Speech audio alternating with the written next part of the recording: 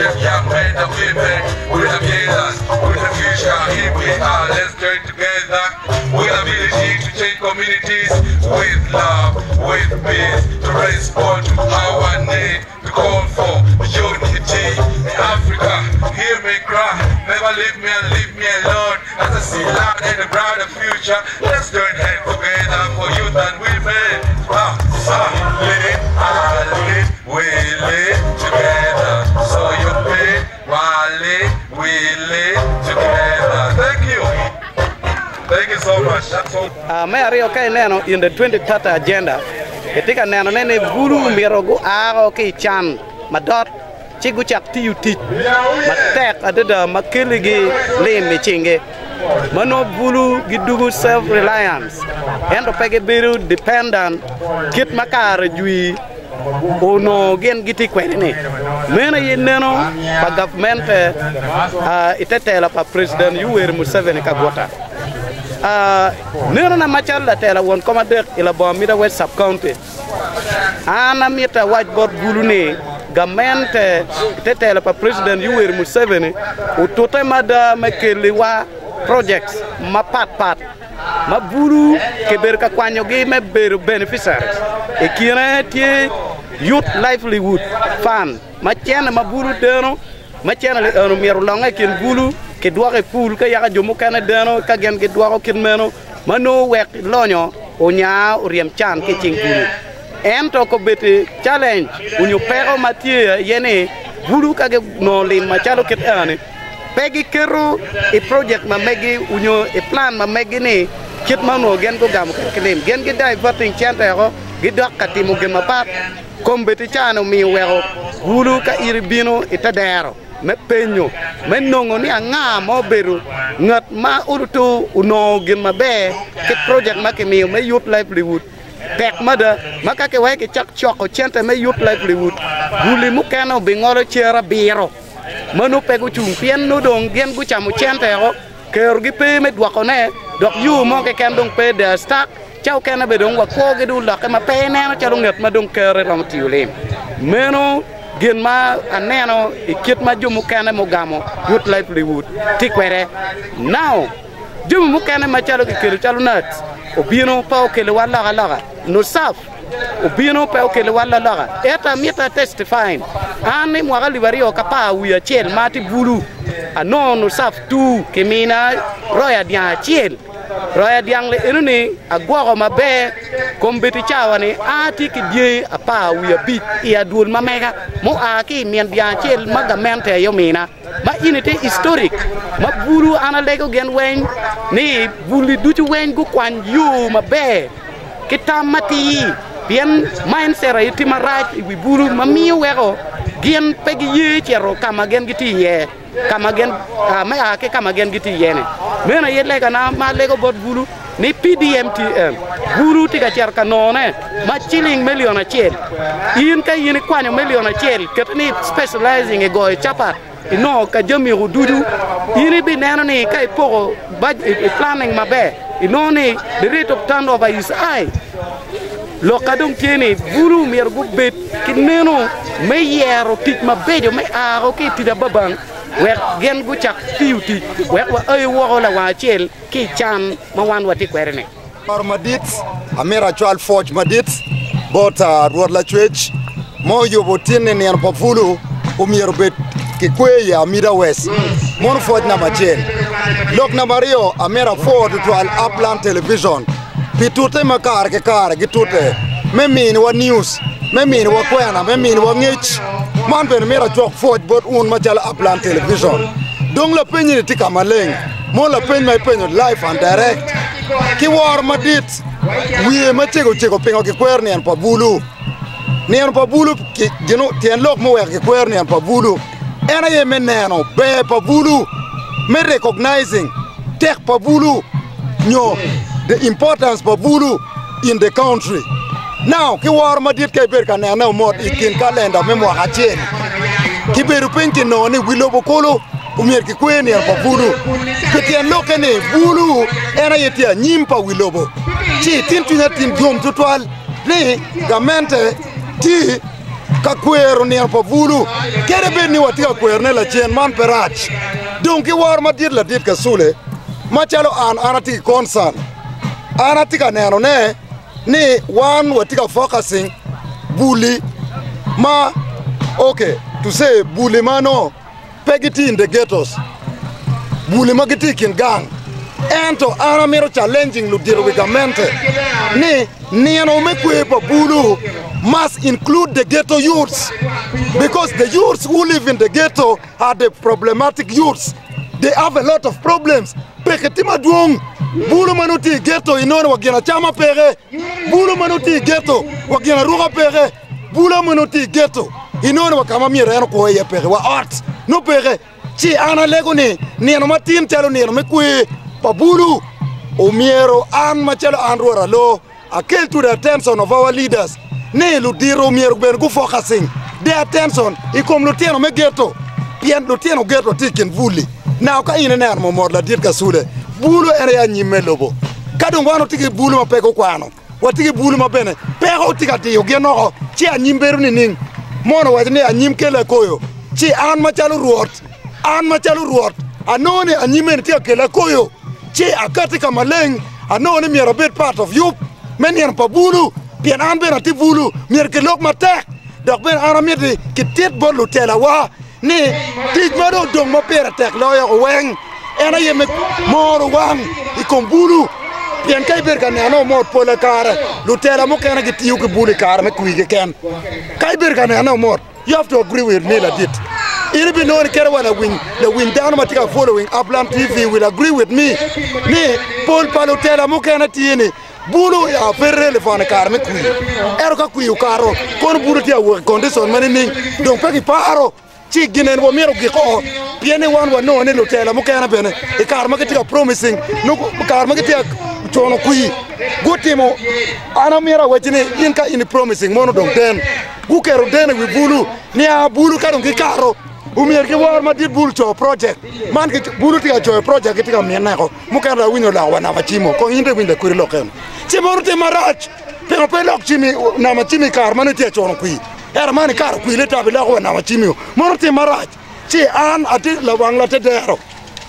ben ati representing bulu mane ti wa pankel bulu mane ti wa wang bora mo wa tunglu kungi kuja wegi pero pa bulu ngene pienta mo kene dano tamani kaka watini bulu uno miero ke berga nano bulu manotie peke ki pero an ki bora doge neno pa bulu matini pienti matini pe pa miero doge ye eno an ki bot an focus ma mega to twalo we tino bine neno pa bulu ene concern ati pe luteno ghetto luteno mati street anati ka miero lego lutela wa lega kono unity member of parliament kono into resident district commissioner.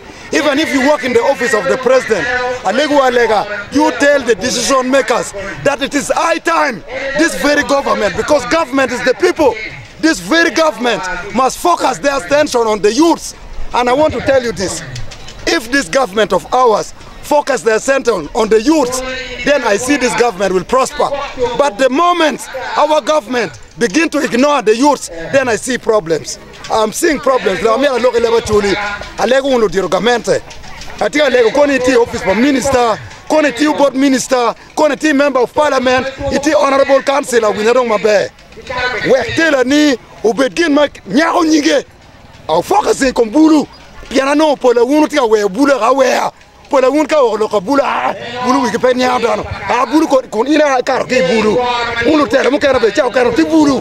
Tik mer ke gok wite lo kene ana tika le woni tine ne miero bet nieno ma wilo bukulu nyo machalo Kitgum District watika yabu wang ikom bulu ma ana tia lo ke come ene bulu marigeti aburkech bulu ma tia lo ke komki ene bulu ma ben peko kwano unu ngeyo mabe ni wan machala chuli sabriton wa akile wen na pola bulu wani ka uno lwen pere uno kono pola bulu wari giti graduates now because of lwen ini binone bulu wa kwano afko mukana kwano girestu tinong tiken ga udaga ngafu tai bulu ni for still mera konya ide tango kain wadonki buli mukono wona pere miena pere wala nyore pere ini binone resort no ka ber district ben watiki category pa bulu mukana ma mer gamento ya wangi watiki bulu mo ma kenyalo gilum watiki bulu marama aliba bichel dano aliba bichel makenywa gilum. This one we call them children of war. Now lutina yeni karma wa gudu gang ko berichan wa kaka gitia ko yargo. Yes, ati wajilo kada wa kaka wajine achet kaka pa woro. Iribe non ki kenyo no ti gang macharu keyo. Now tai burendong kire kian kitia lueni ko me gang kitia lueni ko me ne renda kaka ne be penge wa kama wona ti ye atindo ringi district.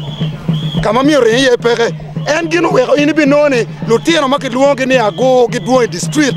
Pilo kenoni ini bino ni bulegi ni mugo ke gang piene don ka ke tiar yemne pien pen manyen ni parti pen machon ikar machon no churi lo waro inone bulu ma ke gwa beru gang bulu ma ben no mi na pere ke gwa beru gang. Yes, so ke war ma dit man message ma mega penen pa bulu tin.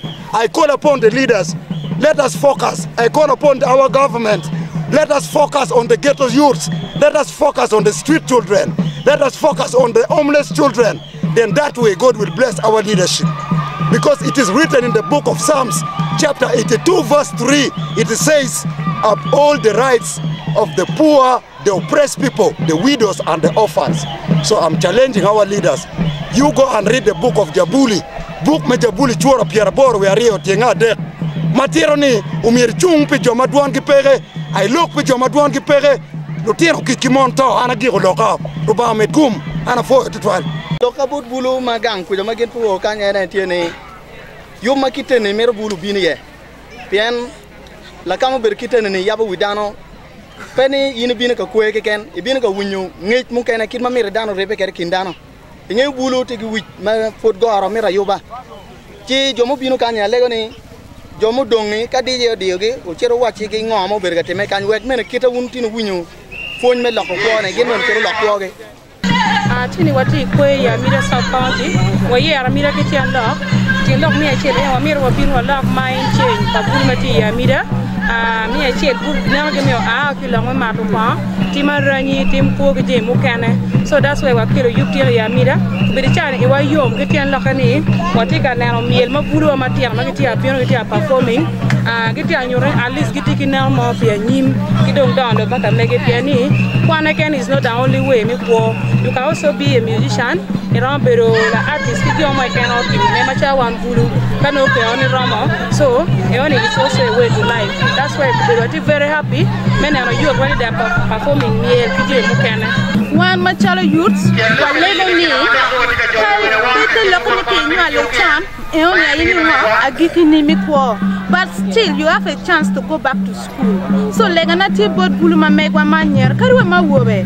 So, chakge no mama tiri ka be no ne da school ter, ro chak business mama tiri karifu as a business. Ro ya better to work above, then you grow up. Lemon one is bit by bit make a band. When you put yourself together, you will make it. So, leganati bot buluma go nyalo chanda wo mai wa ayo kuri wo chere government hospital wa me ne kitama ko. So I level down on it. Kai no need the classroom. When my child senior 1 to 2 it's hard to can go back to the tailoring school. My ramo for your watch, ramo for your plate of week. Those are the things can make you calm. So Bena, I lego bien lake. Since don't wa ye ni no wa ramo very hard. Kajo matiwa. O win dog chobu. We are going lock me GVV in the community. Why they hard? In you ought cut down to nipping you no ha. See me when you warm my bed. So I lego down to today. Nyanyera manga. Madung kwan go balene. Who bet so what? So respectful to their partners. Youth Day celebration, Kitgum District. In Mummy, one year, near Matini, can look at ye. That kid Mummy, one more near me. Can look at ye. National level, Quetie in the Parario Wing, and at international level, Quetie in the Parario Medumabo. Eto Quema Megua Peramorwa take Quemati at national level. Where one wadir Megua Uberutin in the Chel Medumabo when Maralibario, Ipiario, we are dead. We enemy, we are wajoni, we team, we in wajoni, accelerating recovery from COVID-19 and full implementation of 2030 agenda. We enemy Bulu Wang Magiti sub-county Mapat Mati within Kitgum District. Gibino Kany, Ginuaro Tam, Gimini Gi, Ngoma Tima, Gibena Ginyang, Ngoma no Dong, Mamergetim, Pimwaka en Matieni. Omio, Indiana Matini, Kay Nano Kany, Nano Tungi, no Dulpalamiel, Dulpa Bulmaguati, sub-county Mapat. Appointed to an Honorable Dr. Abel Lilian, Gen Kyokian PP, Magene Gumio, Coin Matek, or where you pay no chunke maticani. A poet that have Lego Lubam Metukum. Actually, I made a witty woman, a Nima Megua, Tikum Nutino, Tikum Buru. Daramir was 2 Matek. Where Jimmy Mugumatego Matica for Cunyone, look from Larangom, look from Mayongom, look from Parmajong. Lokom Neralan, Matika Timani, Watamani Tim, Matalo Bulumi Kitgum, Wapir Pinky, Wamoro Kakachin, Wapanero, Wachako Timani Kado, Kare District Mokane.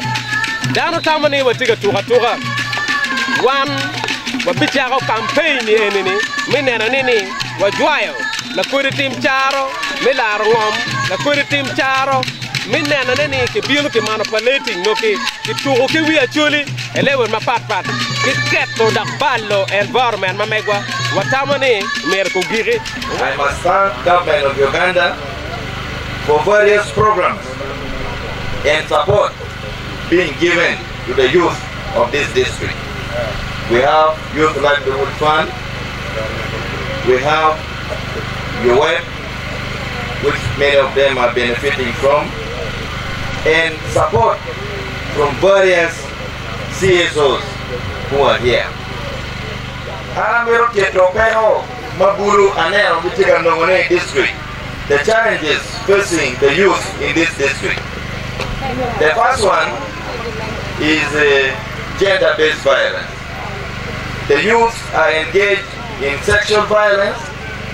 A lot. There are so many people in the cells here remanded for sexual offenses, and 90% are the youth who are in our prison here, and various prisons, which means we need to really refrain from violence. Alcoholism is another one, and drugs. People are taking a lot of illicit drugs, which is in the market. Imagine the youth have now started taking Paspalam. Paspalam, this one, you see this drug, very serious. Congress weed, Mulondo, and the rest. So this is really making our youth go astray. The youth are being used in conflict. The current land wrangle in our region here is being fueled by the youth.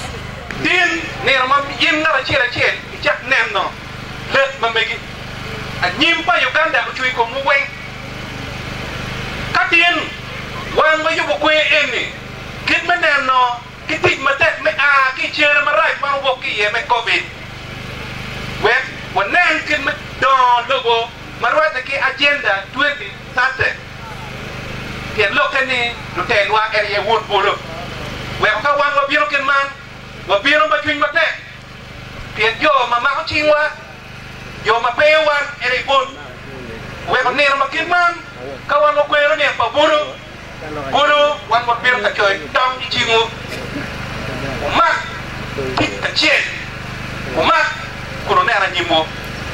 I also want to thank the people of Kitgum. Ni ngero ko wan lo ak Kitgum bana twan for voting my sister, Dr. Abel Lilian, as their woman representative. Ne ko yo wo me bolo ku gi Dr. Lilian Abel matira me parliament matumpi me gi do me Kitgum. Someone may wonder why I'm thanking on her behalf. Ni dano ro pe ni tingo amore da te ko yo me Lilian Abel kan to twande. I am a national leader today because during my campaign I rode on the wings of Lilian Abel as a strong national leader. By that time, she was the chairperson of the National Youth Council. Me anko beretira tela matira da Uganda pian Abel tuanao chunkere da pian Abel karchano tu won komba guru Uganda tu chunkere we wa no ku ni bero MP matumbi guru lo Uganda. So Kitgum is not just producing leaders for Kitgum, but leaders for Uganda. Ne Kitgum petika ngalo tela me Kitgum me gane atira ngalo tela pelo Uganda. I want to congratulate the young people of Kitgum for celebrating Youth Day on this particular date.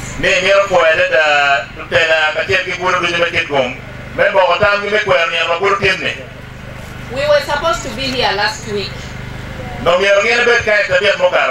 but they were patient enough to extend the date because of my busy schedule.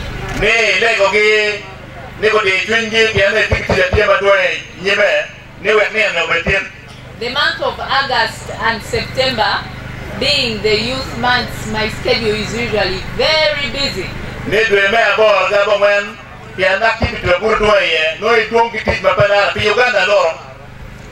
Even today, as I'm in Kitgum, tomorrow I'm supposed to be in another district for another youth day celebration.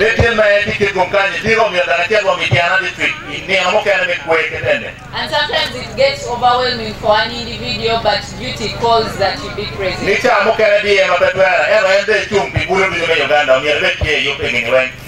There are very many issues that have been raised concerning the young people and the difficulties they go through in society.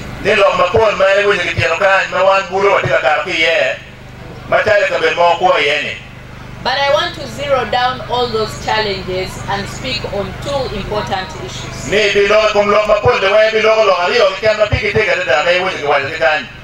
The first one is youth livelihood.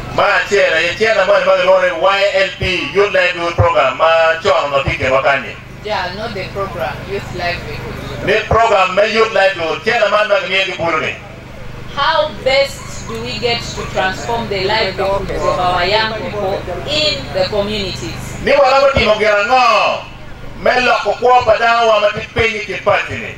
You've always heard the president has been relentless in his communication, calling upon young people to be productive.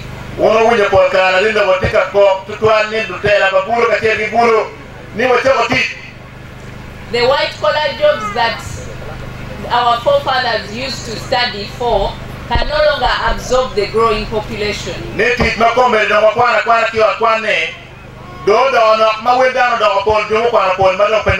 So the only alternative we have is young people involving themselves in entrepreneurship.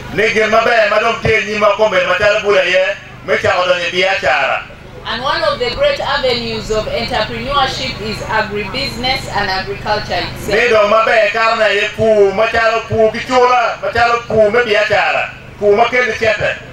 But we've had a great snag and challenge with the youth mindset.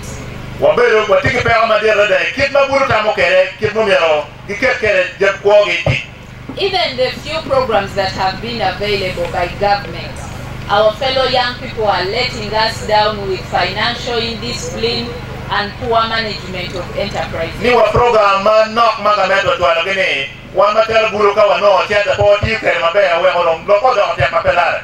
So I want to encourage all of you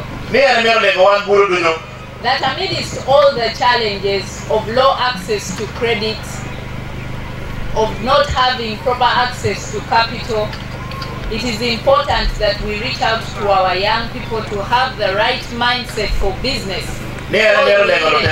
helping them.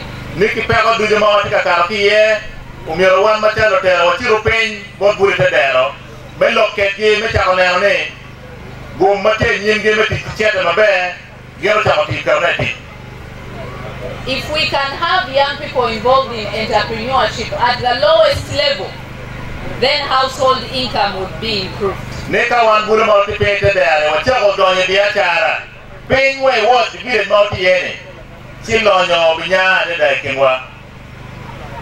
The second issue is girl child education. Someone might wonder why I specifically said girl child education and not education in general.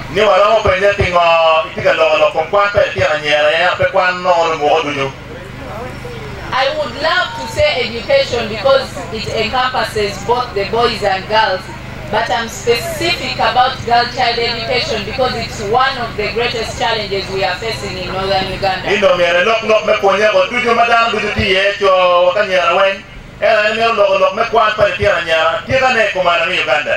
As people of northern Uganda, we thought we were tested during the war. no ke bia ne gin muti me ka ra lo ni lo wan nyang lo mo. But COVID-19 even tested us further. Corona do biro ki mege uguru wa mate. How do we explain to the people outside there that during COVID-19, when our girls were at home, a home which is supposed to be a safe place for girls, teenage pregnancies increased? Ni do wala o cha ko tielo lo kaning ni ka ma corona tie de tie nya wa no ti gai ko ti wa ti lo mi cha ko wa ni tie nya ko cha ikita ko cha ko do ma ko ki gai ko ti ken wo no be. When we talk about teenage pregnancies, early marriages and girl child education, these are not issues that political leaders are going to solve with speeches. Nika walogo lokom yedi chuan panyera ki gankwan man lok ma wan ko ti cha tora mo tiyo no yo rat. Neither are they going to be solved by legislation in parliament. Lo parliament de pero mo choboloke. Because the laws are in place. We have defilement laws, we have rape laws, we even have laws against human rights. Bien check tire magurlo en dudu ka ti moret ka nyara tira nyara check tire mo mi aglo da lo baken. But the constitutionalization of these laws is laid down by us who are in the community. Eno ne ki kero lo en ti ka ke borokela tinni ka ke balo kwa para tinni un pora ke reti yo mabe tingo. Political leaders get microphones here and they speak to you, but they have girlfriends who are in school. Ni wan be mai we bien ni wan no ko be kan matere el ti ro be no ti kan kwan en kar ki le ke pe ko ni. Initiate girlfriend no te ko rem ki maniera. O wa ni ko to come again. I say political leaders get girlfriends, get microphones and talk about teenage pregnancy, but they have girlfriends who are in school. O wa ne wan do ti ho bien ga ta la na chu kan ni. Wa no ko matere lo ko ba kwan pe ti ha ka ko ka ke ko ta na nya ke bien. Youth chairpersons at different levels are getting girls who are still young involved in sexual activity that they are doing political mobilization. Ni wa wono te ba buru be ti ka karo no ti na nya ma no ti ka ti lo ma me ke di ka me politics.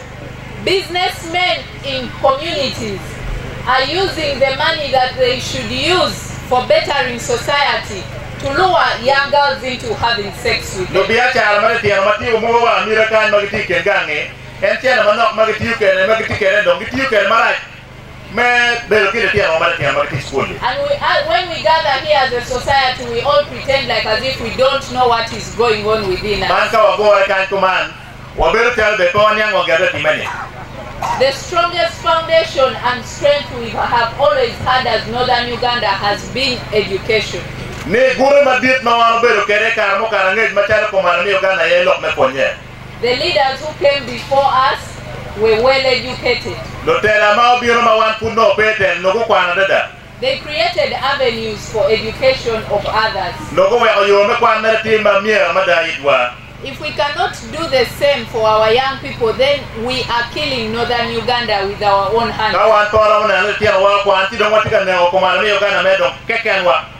So I want to appeal to you, the people of Kitgum, that the matters of the girl child and education of the young people is a responsibility that we all have to partake.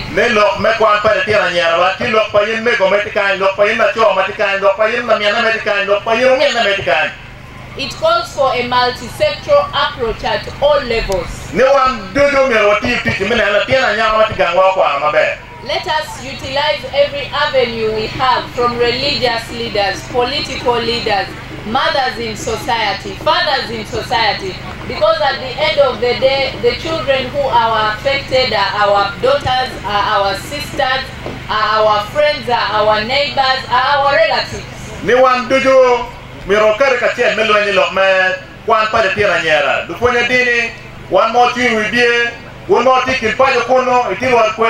Itila wimon waneno na tia nyara kwan tia nyara duru matiken party.